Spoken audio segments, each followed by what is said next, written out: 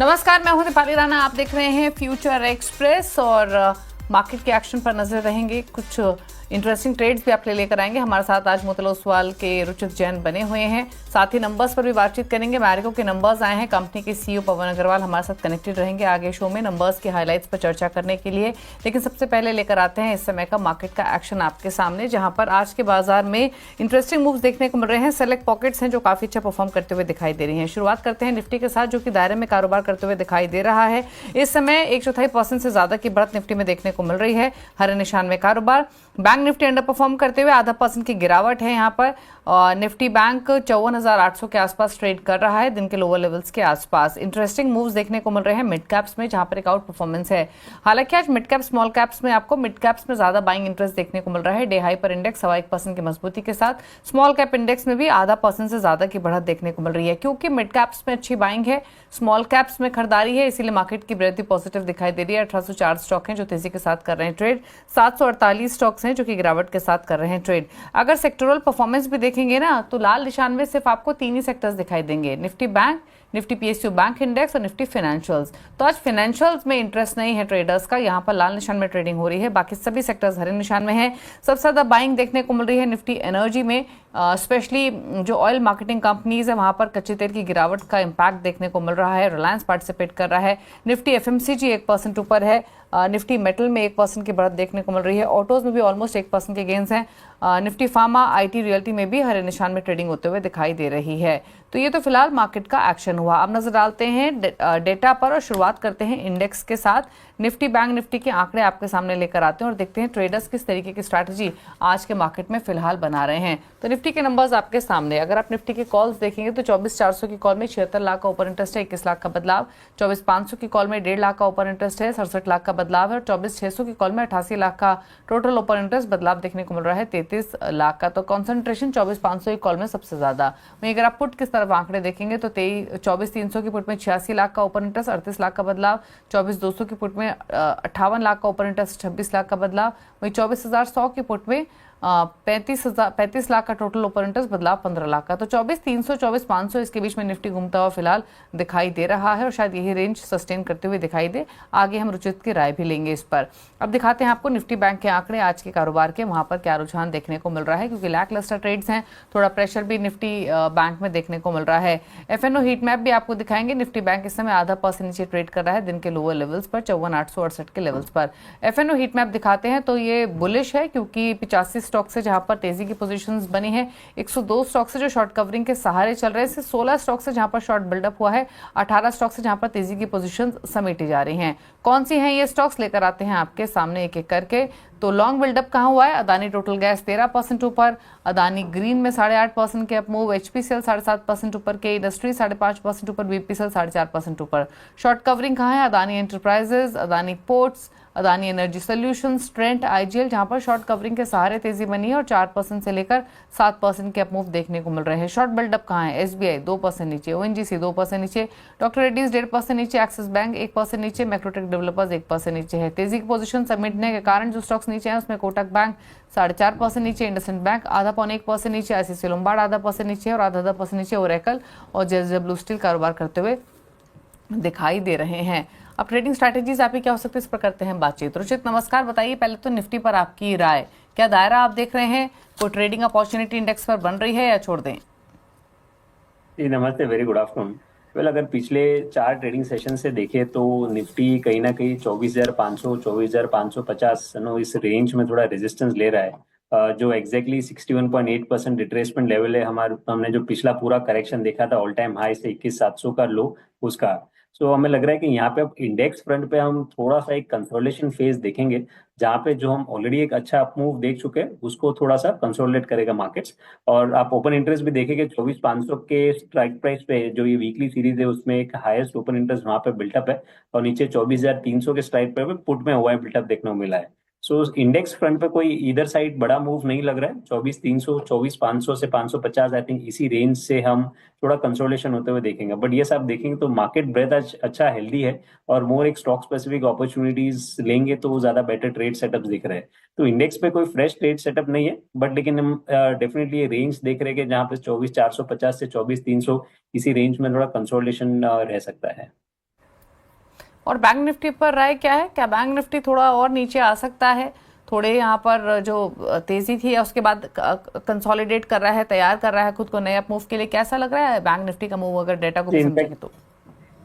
जी, अगर इनफैक्ट आप पिछले 6-7 ट्रेडिंग सेशन से देखेंगे तो मार्केट्स में जो भी अपमूव आया है ना, उसमें बैंकिंग स्पेस में इतना बड़ा कंट्रीब्यूशन नहीं रहा है। ऑल्दो एक ओवरऑल एक काफी हेल्दी ट्रेंड हमने अप्रैल सीरीज में बैंक निफ्टी में देखा था, बट कुछ नए बिल्डअप्स हमको मई सीरीज में अब तक बैंक निफ्टी में देखने को नहीं मिला है। सो यहाँ पे 55,300 से 55,400 ये इमीडिएट रेजिस्टेंस है बैंक निफ्टी के लिए, और नीचे 54,600 के आसपास एक सपोर्ट बना हुआ है। सो आई थिंक यहाँ पे भी सिमिलर व्यू है कि कोई बड़ा करेक्शन प्राइस वाइज नहीं है, बट एक टाइम वाइज करेक्टिव फेज हम नो ये दोनों इंडाइसेस में देख रहे हैं, तो कुछ टाइम वाइज करेक्शन कंटिन्यू रह सकता है। ओके, चलिए अब स्टॉक्स पर आ जाते हैं और करते हैं बातचीत। बताइए, शुरुआत कर लेते हैं उन ट्रेड्स के साथ जहां पोजीशंस आप बना सकते हैं। बताइए आपके आपके रिकमेंडेशंस क्या हैं रुचित? तो दो स्टॉक्स है जहाँ पे खरीदारी साइड की सलाह है। एक तो आईटी स्पेस में से कोफोर्ज में बाइंग की सलाह रहेगी। हमने नो रिसेंटली आईटी में एक लोअर लेवल से पुल बैक मूव देखा है, जहाँ पे टेक्निकली कोफोर्ज में एक बुलिश फ्लैग पैटर्न का फॉर्मेशन हुआ है। और नो आप डेरिवेटिव्स के डेटा भी देखेंगे तो यहाँ पे no downside price wise immediately ये सीरीज में काफी लिमिटेड लग रहा है। सो कोफोर्ज में 7,350 के नीचे स्टॉप लॉस रख के खरीदारी करने की सलाह है, 7,850 के अराउंड के टारगेट्स के लिए। और मेरा दूसरा पिक जो रहेगा वो डिफेंस स्पेस में से भारत इलेक्ट्रॉनिक्स में रहेगा। इनफैक्ट काफी सारे डिफेंस स्टॉक्स में हमने एक अच्छी तेजी ऑफ लेट देखी है। Price volume action cash segment में काफी स्ट्रांग है, और डेरिवेटिव्स के सेगमेंट में भी देखेंगे तो पिछले हफ्ते अच्छे बिल्टअप्स हमने बनते हुए देखे थे। तो भारत इलेक्ट्रॉनिक्स करंट लेवल्स पे काफी पॉजिटिव लग रहा है। तो करंट लेवल्स पे यहाँ पे 309 के नीचे स्टॉप लॉस रख के खरीदारी करने की सलाह रहेगी 325 के टारगेट्स के लिए। ओके, तो भारत इलेक्ट्रॉनिक्स 315 पर ट्रेड कर रहा है और यहाँ पर एक ट्रेड आप खरीदारी की तरफ ले सकते हैं। यही ट्रेड रहेंगे रुचित, या एक और ट्रेड रहेगा आपकी तरफ से? जी, आज दो ही ट्रेड रहेंगे। ओके, तो दो ट्रेड्स यहाँ पर रुचित ने आपको रेकमेंड किए हैं। रिकैप करते हैं फटाफट से इन ट्रेड्स का, नोट कर लीजिए अगर आपने कोई भी ट्रेड मिस किया है तो भारत इलेक्ट्रॉनिक्स पे एक ट्रेड है ही, और दूसरा है कोफोर्ज। कोफोर्ज में आप देखिए किस तरीके का इंटरेस्टिंग मूव देखने को मिल रहा है। कुछ मिनटों के दौरान यहाँ से एक सर्ज आया है स्टॉक में। इस समय डेज हाई पर आ चुका है 7563 के लेवल्स पर। यहाँ एक पोजिशन बना सकते हैं। 7585 पर फ्यूचर्स ट्रेड कर रहे हैं 2.5% ऊपर। 7850 के लाइकली टारगेट के लिए खरीदे। वहीं बीएल के फ्यूचर 316 पर है अभी, 316.80 पर। 325 के लाइकली टारगेट के लिए खरीद के चलें। स्टॉप लॉस आपको 309 का मेंटेन करना होगा। अच्छा, एक बार एमएनएम का स्टॉक लेकर आते हैं। थोड़ी देर पहले अर्निंग्स है, अर्निंग्स आने के बाद स्टॉक थोड़ा वॉलेटाइल जरूर हुआ, लेकिन स्ट्रेंथ अभी भी होल्ड कर रहा है। रुचित, एक बार देखिए स्टॉक पर, बताइए एक अपटिक्स आते हुए दिखाई दिए स्टॉक में, फिलहाल 2973 के लेवल्स, क्या व्यू है इन स्तरों से? ये ऑटो एज अ होल देखेंगे तो इतना सेक्टोरल आउट परफॉर्मेंस इस तेजी में ऑटो स्पेस में नहीं रहा है। बट यस लो लेवल से जो मार्केट की रिकवरी आई है उसमें market performer Mahindra and Mahindra with in the space जरूर है। अब इंपॉर्टेंट हर्डल है 3,000 के आसपास, जहाँ पे पिछले कुछ समय से कॉल राइटिंग की पोजीशंस कॉल ऑप्शंस में भी एक अच्छे बिल्टअप है। तो काफी इंपॉर्टेंट है हमें क्लोजिंग बेसिस पे 3,000 के ऊपर का ब्रेकआउट देना। अगर 3,000 के ऊपर का क्लोजिंग स्टॉक में आता है सो मोस्टली ये और जो शॉर्ट कवरिंग ये स्टॉक में हो सकती है, और फिर 3,100 के आसपास भी स्टॉक जा सकता है।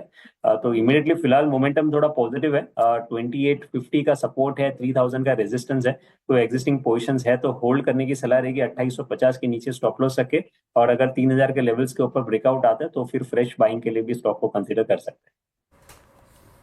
ओके, तो ये राय रही आपके लिए एमएनएम पर, फिलहाल दिन के ऊपरी स्तरों पर ट्रेड करते हुए। ये आप देख रहे हैं फ्यूचर एक्सप्रेस। अब बात करते हैं मैरिको की। नंबर्स पर बातचीत करने के लिए हमारे साथ मैनेजमेंट मौजूद है। पहले नंबर्स के हाइलाइट्स दिखाएं आपको। तो चौथी तिमाही में कंपनी की आय 20%, मुनाफा 8% बढ़ा है, और एबिटा ग्रोथ में 3% से ज्यादा की ग्रोथ देखने को मिली है। वॉल्यूम ग्रोथ 7% रही है। नंबर्स पर बातचीत करने के लिए हमारे साथ कंपनी के सीएफओ पवन अग्रवाल मौजूद है। पवन जी नमस्कार, स्वागत है आपका।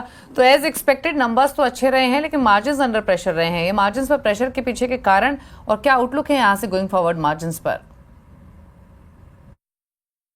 Thank you, it's a pleasure to be here. Yes, अगर हम क्वार्टर 4 के नतीजे को देखें तो काफ़ी स्ट्रॉन्ग परफॉर्मेंस रहा। जैसा कि आपने भी कहा कि यस, रेवेन्यू ग्रोथ बहुत स्ट्रॉन्ग थी, with 20% revenue growth and 7% volume growth, and this is a 14 quarter high in both volume and revenue. In fact अगर इंटरनेशनल बिजनेस की बात करें तो वहाँ पे भी 16% ग्रोथ देखने को मिली। जहाँ तक प्रॉफिटेबिलिटी का सवाल है, yes there been a bit of a margin pressure, but इसके बावजूद भी हमने 8% की प्रॉफिट ग्रोथ दी है। और अगर आप देखो तो सारे रॉ मटेरियल्स के प्राइसेस में काफी सिग्निफिकेंट इंक्रीज थी। अगर मैं कोपरा की बात करूँ तो अप्रोक्सीमेटली 50% हाई था। अगर मैं आरबीओ की बात करूँ तो फुल ईयर लेवल पे अप्रोक्सीमेटली 25% हाई था। सो देयर फोर, और हमने जो प्राइस इंक्रीज ली है वो not exactly in line with the cost push, and therefore we have absorbed some of the cost push, and therefore margins are a little bit under pressure. But we believe this pressures are transient. अगले एक quarter में थोड़ा pressure रह सकता है, but इसके बावजूद हमारी कोशिश ये रहेगी कि हम हेल्दी प्रॉफिट को डिलीवर करें। अच्छा, आगे के बिजनेस आउटलुक पर आपके कमेंट्स क्या रहेंगे? डोमेस्टिक मार्केट में तो ग्रीन शूट्स दिखना शुरू हुए हैं, लेकिन अगर हम डोमेस्टिक वर्सेस इंटरनेशनल बिजनेस को देखें तो किस तरीके के ग्रोथ ट्रेंड्स एग्जिस्टिंग क्वार्टर में दिखाई दे रहे हैं?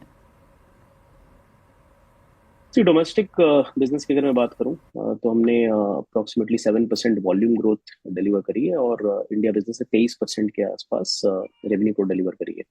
और ये काफी काफी स्ट्रांग है, because if you look at it we been improving. पिछले क्वार्टर में हमने 6% की वॉल्यूम ग्रोथ दी थी, उसके पहले 5% वॉल्यूम ग्रोथ दी थी। इससे continuously improving trajectory, so that's very very reassuring.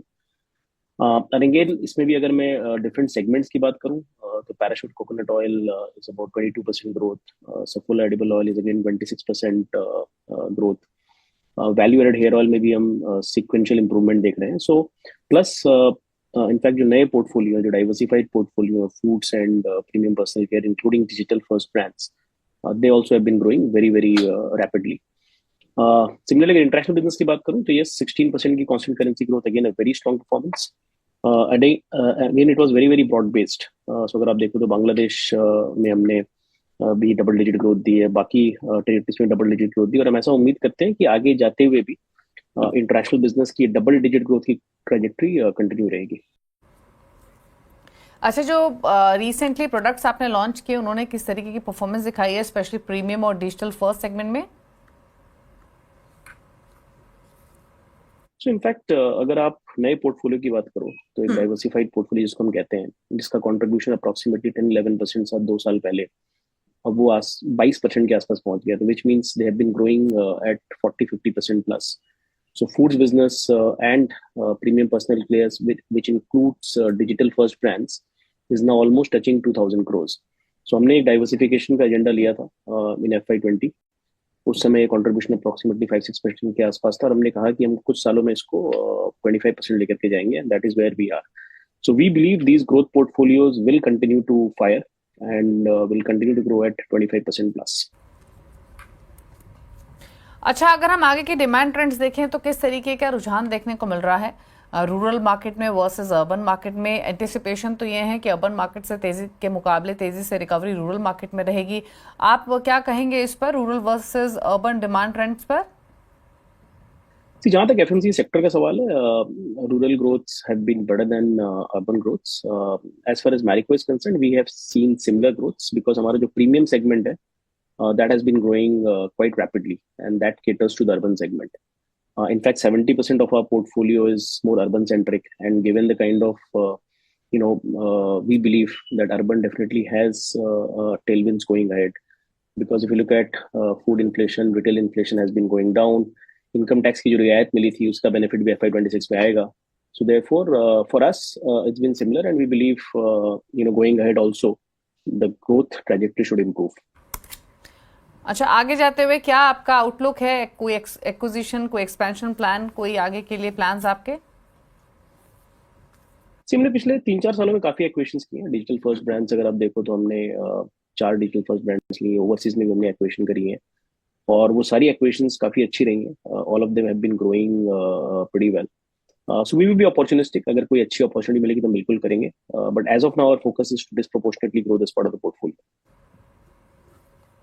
FY26 के लिए आउटलुक क्या रहेगा, कंसिडरिंग अच्छे मॉनसून की एक्सपेक्टेशंस है इस बार? So I think there are good demand and consumption drivers for FY26. For example, retail food inflation has been going down. जैसा कि आपने कहा, मॉनसून के अच्छे आसार हैं।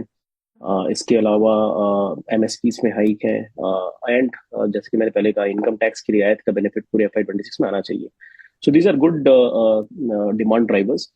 और उस कॉन्टेक्स्ट में अगर मैं मैरिको की बात करूँ तो मैरिको में, जैसे मैंने पहले भी कहा, कि हम एक इंप्रूविंग ट्रैजेक्टरी देख रहे हैं, और हम काफी कॉन्फिडेंट हैं कि going ahead also in all the parameters, चाहे वो वॉल्यूम ग्रोथ हो, चाहे रेवेन्यू ग्रोथ हो, चाहे इंटरनेशनल बिजनेस की ग्रोथ हो, इन सब में हम बहुत कॉन्फिडेंट है कि हमारी ग्रोथ ट्रैजेक्टरी इंप्रूव होती रहेगी and we believe for double digit revenue growth is something which we should be able to deliver with the improved volume growth in FY26 as well as even though there are cost push pressures at this point in time, but हमको लगता है कि हम कोशिश करेंगे कि double digit profit growth भी deliver कर सके।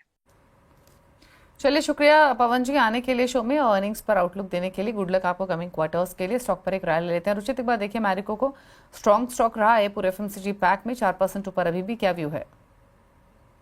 यस, इनफैक्ट एक काफी अच्छा परफॉर्मेंस ये स्टॉक ने अपने सेक्टर के कंपैरेटिवली रिसेंटली दिखाया है और पिछले कुछ दिनों में जो भी छोटे मोटे करेक्शंस भी आए हैं, स्टॉक अपने 20 डे के सपोर्ट भी ब्रेक नहीं हुआ है और आज फिर से पॉजिटिव मोमेंटम स्टॉक ने रिज्यूम किया है। सो ओवरऑल ट्रेंड काफी स्ट्रॉन्ग है स्टॉक का।